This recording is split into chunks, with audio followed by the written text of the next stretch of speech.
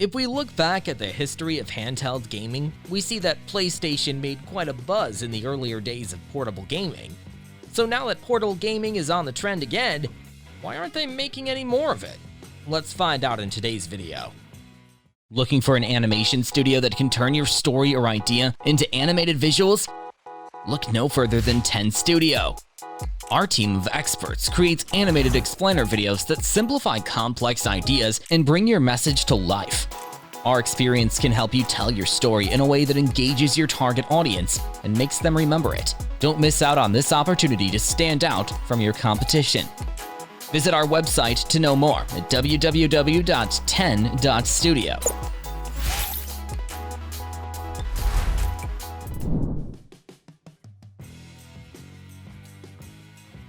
Well, Sony didn't release the PSP just because they wanted to.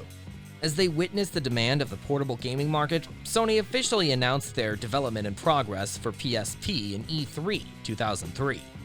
And next year in December, PSP officially got released. Its console-like gaming experience on a small portable device immediately made it the ultimate successor, selling over 500,000 in the first few days. And as of July 2022, it's sold over 80 million units across the world, according to VG charts. But at that time, PlayStation wasn't the only one that was dominating the handheld market. Nintendo, on the other hand, was also showcasing its new release, Nintendo DS, which was a big success for them as well.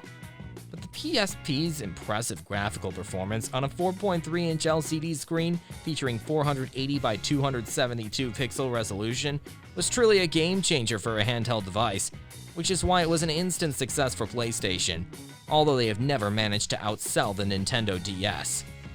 As Sony's PSP managed to reach the peak of success pretty quickly, it didn't take much time to fall.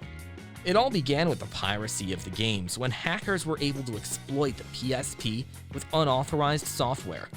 Later, Sony released many firmware updates in order to fight back, which initially was a success, but hackers kept on exploiting the PSP, and at one point, Sony realizes that the battle was unwinnable. And later in 2011, Sony released their all-new portable gaming handheld, the PS Vita, which wasn't as successful as the PSP. According to VG charts, only 16 million units have been sold in total, which is pretty low compared to the big numbers of PSPs, and there are multiple reasons for that. Make Use Of published an article about why PS Vita failed to succeed. Here they pointed out 9 reasons addressing PS Vita's failure.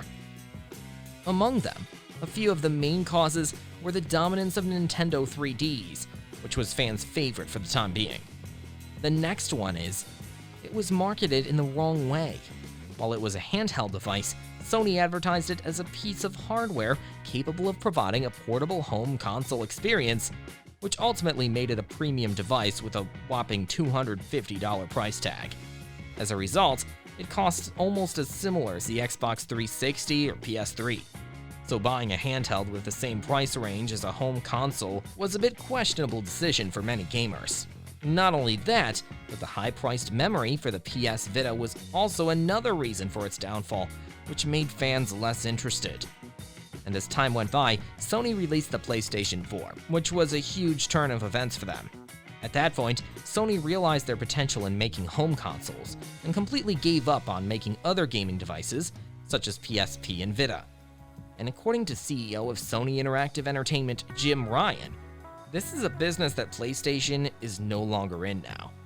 And the PS5 is the ultimate result of it, which is currently the best-selling gaming console on the market. Not only that, this console was sold out immediately, and it also struggled to meet its production rate over its demand.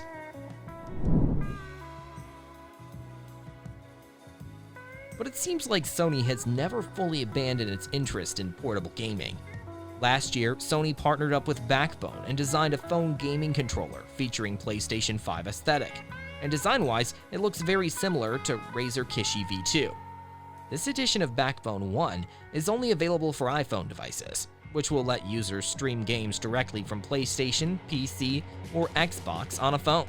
So could this be a hint for a major comeback about Sony's approach towards the upcoming handheld market?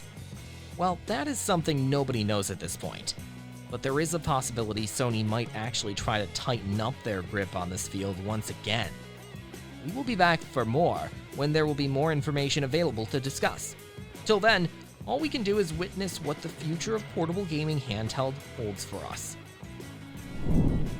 So that was all about today's discussion on Sony's take on the handheld gaming market. Thanks for watching. If you found this video helpful, give it a thumbs up, share it with your friends, and comment below to let us know your thoughts.